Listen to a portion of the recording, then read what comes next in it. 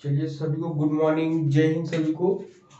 आप सभी का ई शिक्षा संवाद ग्रुप में स्वागत है, जिसमें हम लोग YouTube और Zoom क्लासेस लाइव वीडियो के माध्यम से हम लोग अपनी बातों को डिस्कस करते हैं, जिसमें हम लोग एनटीए यूजीसी नेट के द्वारा जो हम लोग का सब्जेक्ट है, ठीक, सब्जेक्ट एजुकेशन है, एजुकेशन से रिलेटेड हम लोग टॉपिक को डिस्कस करते हैं, जिसमें हम लोग पीजीटी असिस्टेंट प्रोफेसर या एमएड होगा या पीएचडी एंट्रेंस एग्जाम होता है, इन सब चीजों से रिलेटेड जितने भी टॉपिक्स होते हैं सब चीजों को हम लोग यहाँ पे डिस्कस करते हैं। ठीक है, हम यहाँ पर डिस्कस करते हैं। तो यहाँ पर अभी तक हम लोगों ने यूनिट, ठीक है, यूनिट फर्स्ट का सेक्शन ए पार्ट कर लिया। सेक्शन बी पार्ट में हम लोग ने आइडिज्म रिलीजम कंप्लीट कर चुके हैं। अब हम लोग को बात करनी है नेचरलिज्म की। किसकी बात करनी है? नेचरलिज्म की। ठीक, नेचरलिज्म की बात करनी है, जिसमें कल मैंने आप सभी को कॉम्परेटिव वे में दोनों को बता दिया था कि आइडियलिज्म क्या होता है और नेचरलिज्म, आइडियलिज्म क्या होता है, रियलिज्म क्या होता है, आदर्शवाद क्या होता है, प्रकृतिवाद क्या होता है। दोनों में अंतर बताए थे, दोनों में समानता तो बहुत कम मिली थी, अंतर ही उसमें ज्यादा हम लोग को मिले थे। क्लियर है सबको इतना? सविता सिंह जी और प्रिया जी क्लियर है? इतनी दो चीजें। प्रिया जी कल क्लास नहीं अटेंड कर पा रही थी, यूट्यूब पे क्लास जा चुकी है, ठीक है, उस पर आप कंप्लीट कर सकते हैं। काफी अच्छा डिस्कशन रहा कल, ये कहा जा सकता है ना कि काफी कल अच्छा, बहुत अच्छा रहा कल का सेशन। ठीक, टेलीग्राम पे सर लिंक डाल दिया करिए, टेलीग्राम पे आपका कम रहता है। हाँ, टेलीग्राम पे बहुत कम रहता है।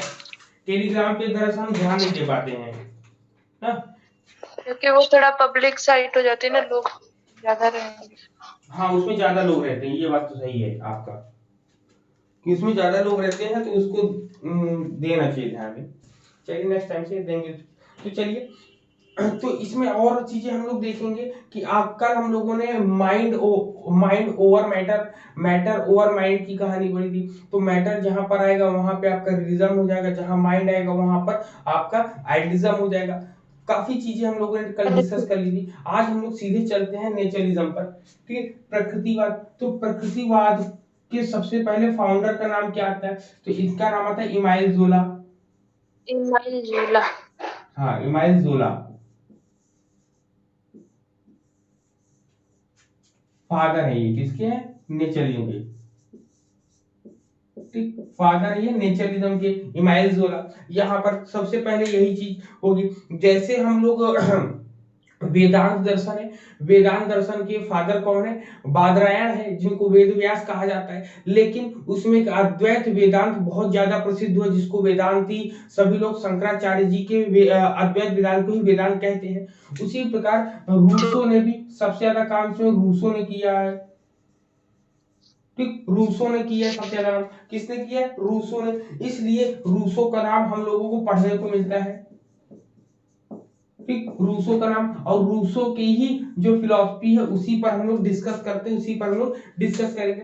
सबसे पहले ये हुआ कि नेचरलिज्म, कि नेचर और प्रकृतिवाद एक अवधारणा है जो दृढ़ता से मानती है कि परम वास्तविकता पदार्थ की ही प्रकृति में निहित है।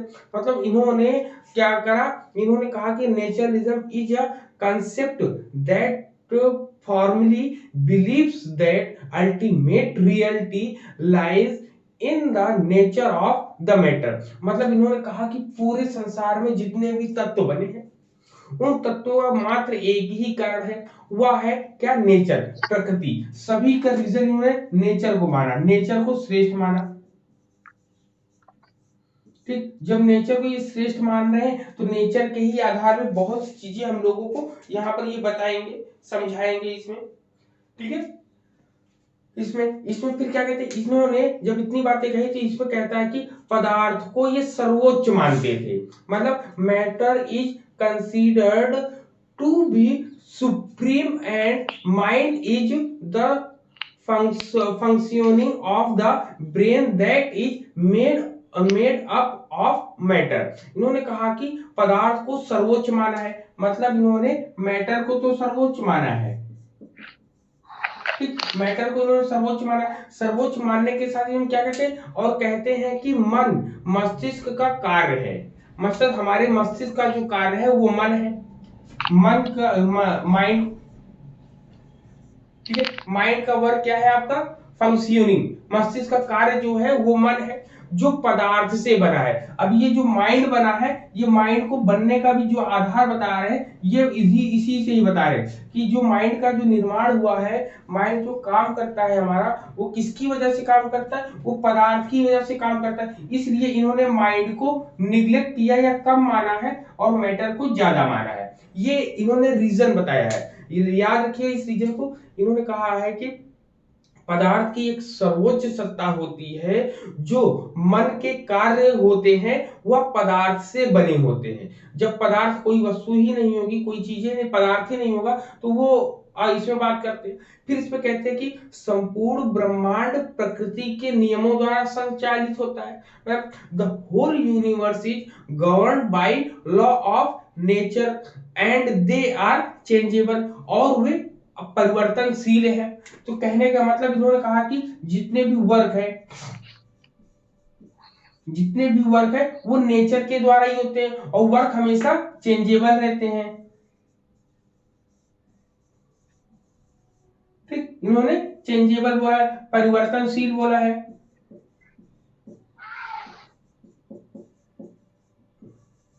ठीक, परिवर्तनशील बोला, इसीलिए इसको परिवर्तनशील होता है, या फिर हम इसको कह सकते हैं परिवर्तनशील को विकासशील भी बोल सकते हैं ना, विकासशील भी बोलते हैं। इसी वजह से हम भारतीय दर्शन में अगर इसको देखते हैं तो भारतीय दर्शन में किसके नजदीक आता है? बताओ,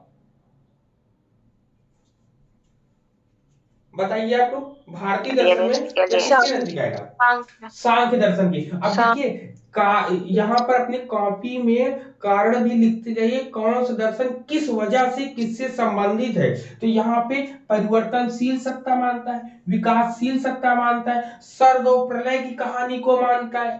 ठीक है, सर्ग और प्रलय की कहानी अगर आपको भारतीय दर्शन दे दिया गया, वहीं आपको दे दिया जाए कि पाश्चात्य दर्शन में कौन सा है, तब आप यहाँ पर बताएंगे क्या? आपका नेचरलिज्म है। वैसे ही सांख्य है। ठीक, सांख्य फिलॉसफी और इन दोनों में संबंध क्यों है, इसलिए इन्होंने बोला है इससे संबंधित है। यहाँ पर क्लियर है ये पॉइंट? ठीक है, पॉइंट एकदम क्लियर है ये पॉइंट ना, कि यहाँ पर ये क्यों, इतने पॉइंट्स क्लियर है, बताओ सबको। सर, हाँ बोलिए। सर सबसे पहले शुरुआत वाला मेरा सर शुरुआत वाला वो छूट गया, इनके फादर इमाइल झोला है, और फिर सर रूसो और ये नेचर का क्या बताया था आपने? बता देते। देखिए सबसे पहले जो हम लोग बात कर रहे थे, सबसे पहले नेचरलिज्म की या प्रकृतिवाद की बात कर रहे थे। किसकी बात कर रहे थे? प्रकृतिवाद की बात कर रहे हैं।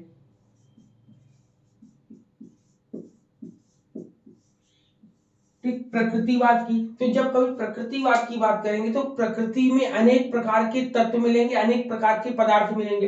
तो उससे पहले उन्होंने बोला कि नेचरलिज्म के फादर जो होते हैं वो इमाइल जोला है। जिस प्रकार मैंने एग्जांपल दिया, आपको उदाहरण दिया कि वेदांत दर्शन जब हम पढ़ते हैं तो बादरायण जी की होती है, लेकिन उसके अंतर्गत हम लोग अद्वैत वेदांत के बारे में जानते हैं। वर्तमान समय में अगर वेदांत दर्शन की बात करेंगे हम लोग, तो सभी लोग शंकराचार्य जी के अद्वैत वेदांत की बातें बताएंगे। तो जैसे वो विख्यात हो गए थे, वैसे ही रूसो भी इनके कामों में ज्यादा प्रसिद्ध हुए। रूसो ने नेचरलिज्म को ज्यादा माना था। ठीक है, और रूसो ने कहा था कि ये जो है आपका यहाँ पर बताया कि मैटर को सबसे ऊपर माना है, मैटर को या पदार्थ को सबसे ऊपर माना है। किसको माना है? पदार्थ को। सर रूसो ने माना है। हाँ, रूसो ने, या आप नेचरलिज्म की बात कह सकते हो।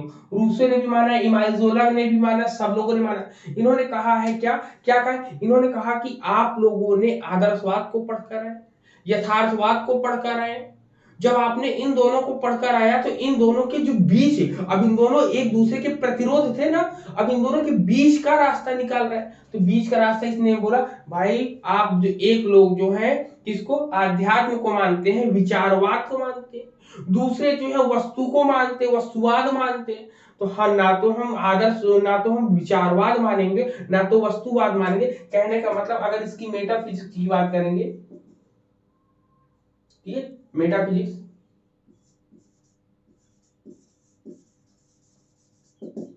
ठीक, मेटाफिजिक्स में हम लोग क्या पढ़ते हैं, वर्ड के बारे में पढ़ते हैं ना, वर्ड के बारे में पढ़ते हैं। वर्ड यहाँ पर दो तरीके के होते हैं, एक स्पिरिचुअल होता है और एक फिजिकल होता है। ठीक, तो यहाँ पर अब बात आई कि भाई ये कौन मानता है, ये तो आइडियलिज्म मानते हैं, आदर्शवाद वाले मानते हैं, ये आपके कौन मानते हैं, यथार्थवाद वाले मानते हैं। तो इन्होंने कहा ना तो हम आदर्शवाद की बात को लेके चलेंगे, ना तो हम ये आपकी यथार्थवाद वाले बात के लिए चलेंगे। क्यों?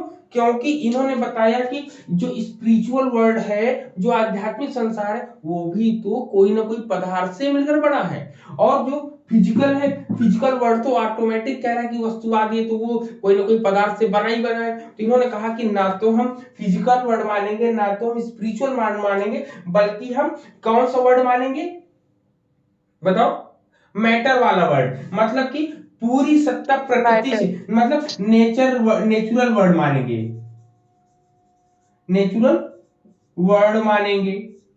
ठीक, मतलब इन्होंने किसी भी इन दोनों के प्रकार की सत्ता को ना मान के नेचर, प्रकृति को ही सब कुछ मान लिया है कि प्रकृति द्वारा ही सबका निर्माण जो है, प्रकृति द्वारा, इनकी एक लाइन है कि प्रकृति द्वारा सबका निर्माण और सबका विलय इसी में होता है ना, सबका निर्माण भी इसी से होगा और सब इसी में एक दिन विलीन भी या समाप्त भी इसी में मिलकर हो जाएंगे। तो ये लाइन यहाँ पर ये बोलते हैं नेचुरल वर्ड, तो इसलिए नेचुरल वर्ड की बात करते हैं इसमें। ठीक है, फिर इसमें इन्होंने बोला है कि अब बात आई कि यहाँ पर मैटर और माइंड से रिलेटेड एक कहानी इन्होंने क्या बताई। इन्होंने कहा कि पदार्थ जो होता है या मैटर जो होता है सबसे श्रेष्ठ होता है, क्योंकि मन हमारा मस्तिष्क के द्वारा कार्य करता है, वह जो कार्य होता है वह पदार्थों की वजह से ही करता है।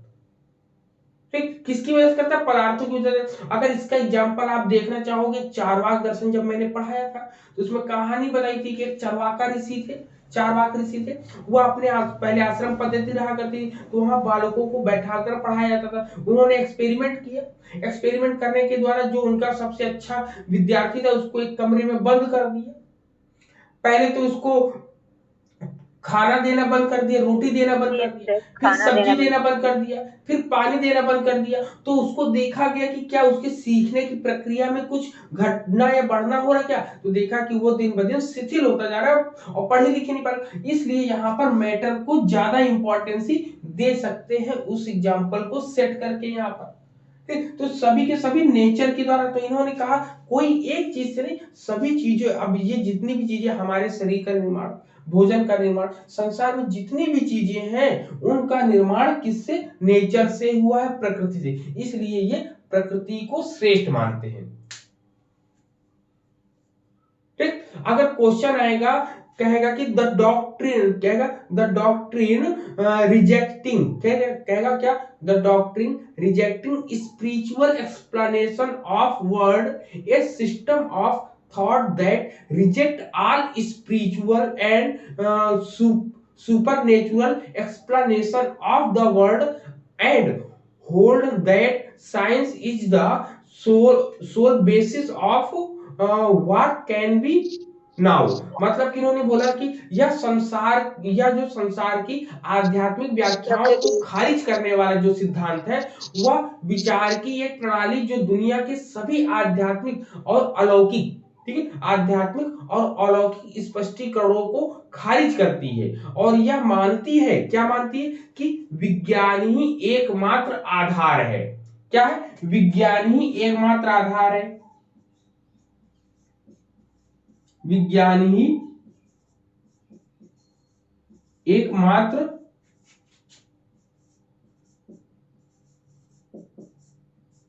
आधार है। ठीक, विज्ञान ही एकमात्र आधार है जिसे जाना जा सकता है। इन्होंने बोला है, क्या बोला है नेचरलिज्म में, कि विज्ञान ही एकमात्र आधार है जिसे हम जान सकते हैं, या कैसे है, जिसे जाना जा सकता है, जिसे जाना जा सकता है। ठीक है, जिसे जाना जा सकता है। इन्होंने कहा कि एक विश्वास है कि सभी धार्मिक सत्य प्रकृति और प्राकृतिक कारणों से ही प्राप्त होते हैं, मतलब a believe that all religious truth is derived from nature and natural cause, मतलब प्रकृति और प्राकृतिक कारणों से ही सभी धार्मिक चीजें हो, चाहे जितनी भी चीजें हो, सब चीजें उसी से ही चलती है। यहाँ पर बताओ, इतने पॉइंट्स क्लियर है, समझ में आ रहा है क्या कहने चाह रहे हैं हम? बताओ आप सभी। सर एक सांसारिक वाला भी आपने बोला था, वो क्या बोला था इसके पहले?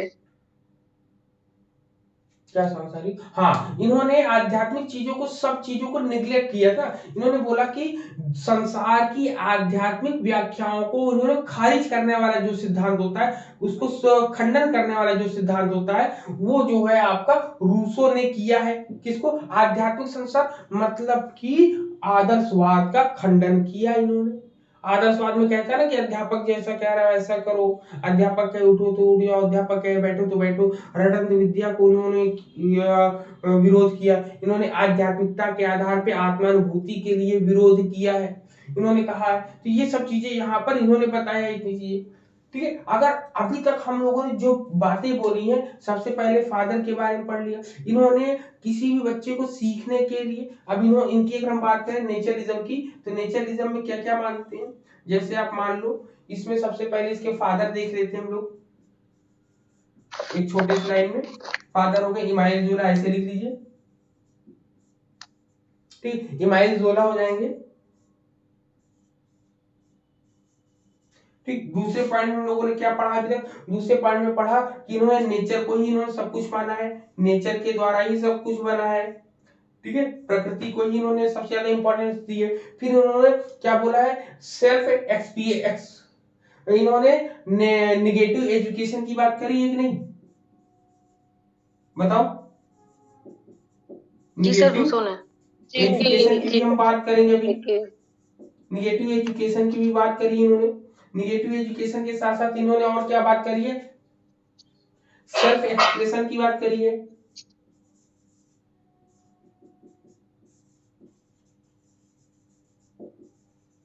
ठीक, सेल्फ एक्सप्रेशन की बात करिए। इतनी चीजें यहाँ पर हम लोग पढ़ते हैं। और फिर इन्होंने किसके केंद्रित, अब देखिए यहाँ पर एक प्रश्न आता है कि पहला आदर्शवाद जो है टीचर सेंटर्ड होता है। सेकंड आपका रिलीजम की बात करेंगे, रिलीजम जो स्टूडेंट या लर्नर सेंटर्ड होता है। तो ये भी किस पर होगा? लर्नर सेंटर्ड होगा।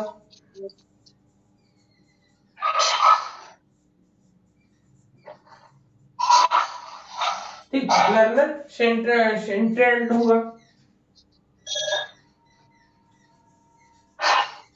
ठीक, लर्नर सेंट्रेड होगा आपका, सेंट्रेड होगा। ठीक है, लर्नर सेंट्रेड होगा आपका।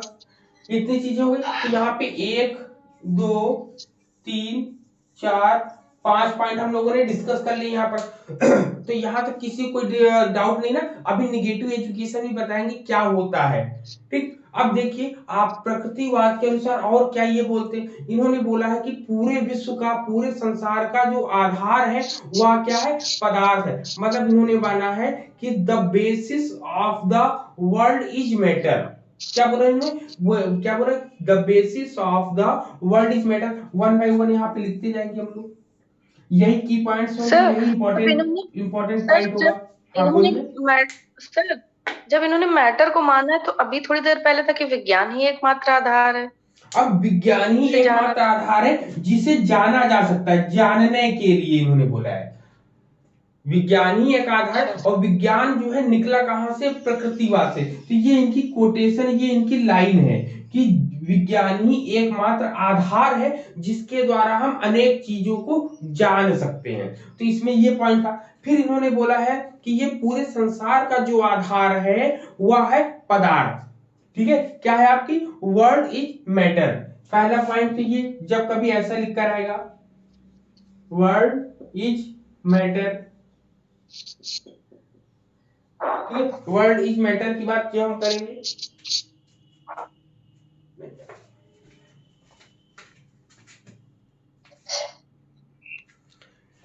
ठीक है, वर्ल्ड इज मैटर की बात जब करेंगे। फिर इन्होंने दूसरे पॉइंट में क्या बोला इनके बाद? इन्होंने बोला है कि मन भी, मतलब इन्होंने बोला क्या कि मन भी एक पदार्थ का रूप है, इसलिए हम कह सकते हैं पदार्थ का एक तत्व या दोनों का संश्लेषण जो होता है वह मन ही कहलाता है। कह रहे कि mind is also a form of matter और एन एलिमेंट ऑफ मैटर और सिंथेसिस ऑफ बोथ। मतलब कि ये पूरे संसार में जितनी भी चीजें हैं मन से ही, वो पदार्थ से ही बनी है। चाहे हम मन को ले लें या हम अपने शरीर को ले लें या किसी भी चीज को ले लें आप। फिर उन्हें बोला है कि भौतिक और रासायनिक नियमों के संदर्भ में जो भी चीजें हम लेते हैं जीवन को परिभाषित करने के लिए, उसमें कारण संबंध की प्रकृति के रूप में शक्ति होती है। मतलब कि उसमें कॉज एंड इफेक्ट का रीजन हमेशा मिलता है। तो कुल मिला के हम कह सकते हैं यहाँ पर कॉज एंड इफेक्ट के बारे में पढ़ते हैं, कॉज एंड इफेक्ट के बारे में। इफेक्ट का रीजन यहाँ पर मिलता है कि संसार में कोई भी चीज अगर बनेगी तो उसके बनने का कोई ना कोई कारण होगा। अब कारण क्या होगा, इन्होंने बोला कि ओनली, क्या करें, only nature is everything, nothing is before and beyond it. इन्होंने बोला है कि केवल प्रकृति ही सब कुछ है, इसके और आगे पीछे कुछ भी नहीं है। मतलब कि ओवरऑल सब चीजों को माना। अगर लाइन क्या आएगी, only nature is everything, nothing is before and beyond it. तो ये होगी आपकी लाइन इसमें।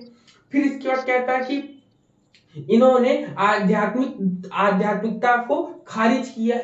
ठीक है, इन्होंने पूरी की पूरी चीजों को ही उन्होंने हटा दिया है इन्होंने। ठीक है, तो दोनों को ये विरोध करके दोनों के बीच का दर्शन जो लेकर आते हैं वो यहाँ पर मानते हैं हम लोग। तो ये पॉइंट भी क्लियर हो गए सबको। ठीक है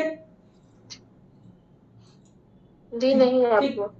अब यहाँ पर आता है कि इनके एक्सपोनेंट कौन कौन से हो सकते हैं। एक्सपोनेंट भी हम लोगों से पूछ लिया जाता है। ज्यादा मत दीजिएगा, सब लोग कह रहे हैं लगातार मत कीजिए। क्या चीज, ठीक है, एक्सपोनेंट्स की अगर हम बात करेंगे तो एक्सपोनेंट में कौन कौन नाम आएगा, याद रखिए यही 3-4 नाम बहुत इंपॉर्टेंट है जो एग्जाम में पूछा जाता है। सबसे पहले अरस्तु आते हैं,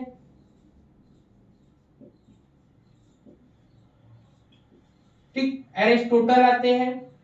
फिर उसके बाद कौन आता है, अरस्तु के साथ कौन आता है आपका, अरस्तु के साथ आगस्ट काम्टे आते हैं, आगस्ट काम्टे।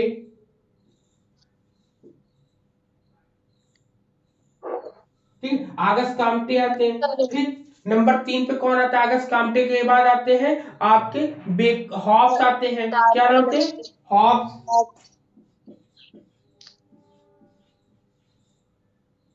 ठीक है, हॉब्स आते हैं बेकन उसको। आते हैं ना, बेकन आएंगे, स्पेंसर आएंगे, बेकर आएंगे, डार्विन, लेमन, बेकर आएंगे। ठीक है, स्पेंसर, स्पेंसर आएंगे। फिर इसके बाद हम लोग देखेंगे क्या आएगा आपका, स्पेंसर की बात करिए आपने, स्पेंसर के बाद और आएंगे 4 5 6 6 नंबर पे अगर नाम देखते हैं तो डार्विन का नाम बहुत ही इंपॉर्टेंट है। डार्विन एंड लैमार्क, किसका नाम है, डार्विन एंड लैमार्क, बहुत इंपॉर्टेंट है। इनमें पढ़ेंगे अभी क्यों, ये सब पाश्चात्य वाले। हाँ, डार्विन और लैमार्क है।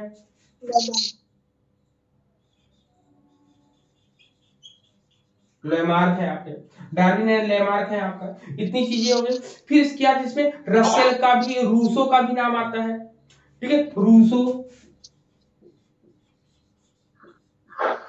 ठीक, रूसो का भी नाम आता है। वोल्टेयर भी आते। हाँ,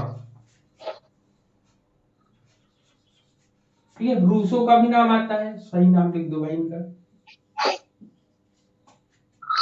जिनका नाम नहीं सुना रहता वही क्वेश्चन बनता है अक्सर।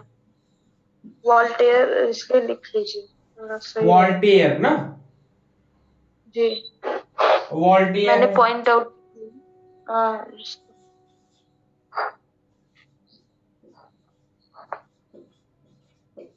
वोल्टेयर हो जाएंगे। और एक नाम और आता है जिसमें हम लोग पढ़ते हैं, हक्सले। क्या पढ़ते हैं? हक्सले का नाम, हक्सले का जी। हक्सले। बाकी और भी जहां से अगर मिल सकता है तो मिलके हम लोग देख लेंगे इसमें। क्लियर है इतनी चीजें? अब यहाँ पे इसमें इतनी चीजें तो हो गई। अब इसके बाद हम लोग इसके फॉर्म्स के बारे में मैंने बताया ना कि फॉर्म्स भी इसके पढ़ते हैं, तो इनके फॉर्म ज्यादा नाम नहीं दिए हैं, इनमें फॉर्म्स कुछ कम ही दिए हैं। ठीक है, इनके भारतीय दार्शनिक, भारतीय दार्शनिकों में तो यहाँ पर भारतीय रविन्द्रनाथ टैगोर, विवेकानंद को ले लेंगे, दोनों लोग आते हैं इसमें, गांधी जी। और गांधी जी भी लेंगे। ठीक है, इतनी चीजों को लेंगे। तो यहाँ पर इतनी जी। चीजें थी, तो कुल मिला के अगर हम इसके इतनी चीजें बातें करते हैं तो यहाँ पर इतनी चीजें डिस्कस हो जाती हैं कि प्रकृतिवाद क्या था। अब रूसो के बारे में जान लो कि रूसो ने स्त्रियों का विरोध क्यों किया था, हम लोग को पढ़ने को मिलता है। तो यहाँ पे रूसो का क्या कहना था कि जब वो उसका जन्म हुआ था तो उसके कुछ दिन बाद उसकी माता का देहांत हो गया, तो उसके फादर ने दूसरी शादी करी। जब दूसरी शादी करी तो जब उसकी माँ आई तो उसकी माँ उसको बहुत परेशान करती थी, तो वो जो है जहां पर रहते थे वहां छोड़ के कहीं और चले गए। तभी से उनके अंदर जो है स्त्रियों के प्रति घृणा बन गई, इसलिए इन्होंने स्त्री शिक्षा का विरोध किया था।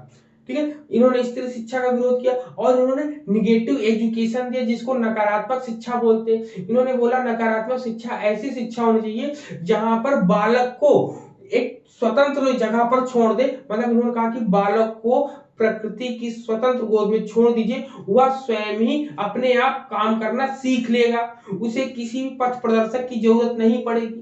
इनकी एक कोटेशन आती है कि बालक जो है ऊपर से मतलब जब जन्म लेता है तो एकदम शुद्ध रहता है, पवित्र रहता है, प्रकाशवान रहता है, लेकिन जब इस संसार में आता है जो कि सब लोग कहते हैं कि यह संसार दूषित है दूषित है, तो वह बालक भी आके इस संसार में दूषित हो जाता है। क्यों दूषित हो? सामाजिक नियमों को मानने के कारण जो होता है। फिर इसमें एक लाइन भी आती है कि निषेधात्मक शिक्षा कब तक दी जानी चाहिए, तो निषेधात्मक शिक्षा इन्होंने 12 वर्ष तक मानी है कि बालक के जब तक उसे समझ नहीं आता तो उसको अपने तरीके से सीखने दो। तो इसमें खोज विधि का भी सबसे ज्यादा महत्वपूर्ण स्थान है। जब कभी आपके आएगा ना स्वतः शोधात्मक परक या रिसर्चेबल जो होता है वो प्रकृतिवाद होता है। स्वतः शोधात्मक जो मैंने अभी बोला है ये एग्जाम में आया हुआ वर्ड है। ठीक, तो यहाँ पर ये बोला, इन्होंने बोला है कि इसी में कोई भी बालक को खोजी प्रवृत्ति का होना चाहिए।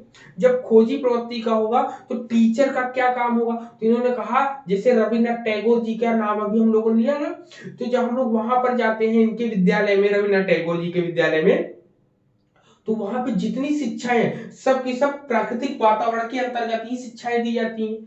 किसके अंतर्गत शिक्षा दी जाती?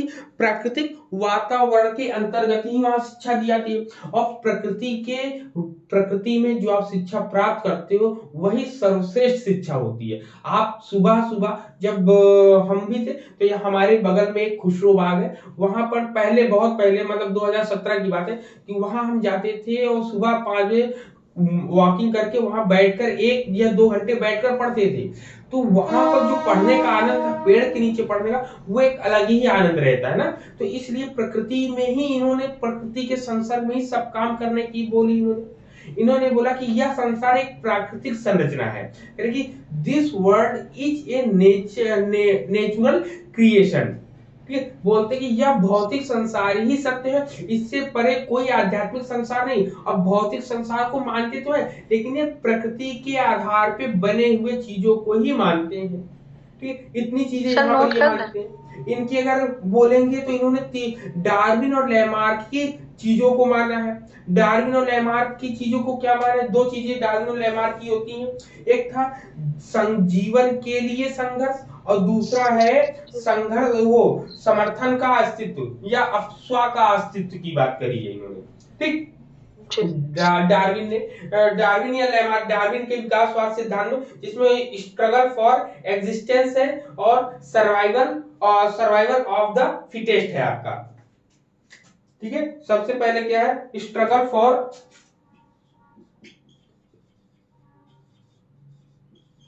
स्ट्रगल, ठीक है, स्ट्रगल सर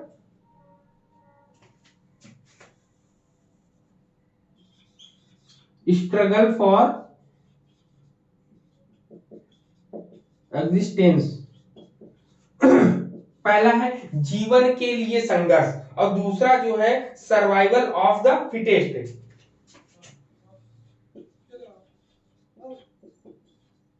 ठीक है,